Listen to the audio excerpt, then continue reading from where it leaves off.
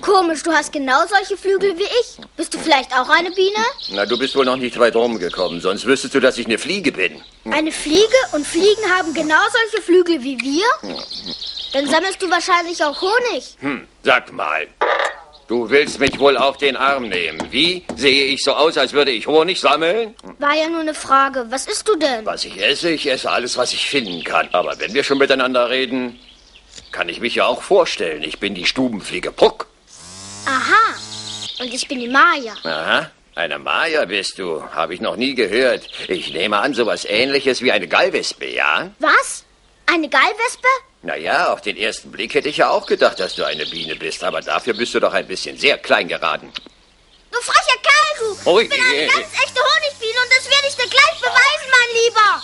Bleib da, du Feigling! Nein, ich werde mich wüten. Oh, stich mich nicht. Stich mich nicht. Ja, erst bist du frech und dann hast du Angst, du dicker Brummer. Warum willst du mich stechen? Ich hab dir doch nichts getan. Ihr denkt alle, nur weil ich noch so klein bin, könnt ihr frech zu mir sein. Aber das lasse ich mir nicht gefallen. Warte nur, ich krieg dich schon. Die ist wirklich sauer, wie es scheint.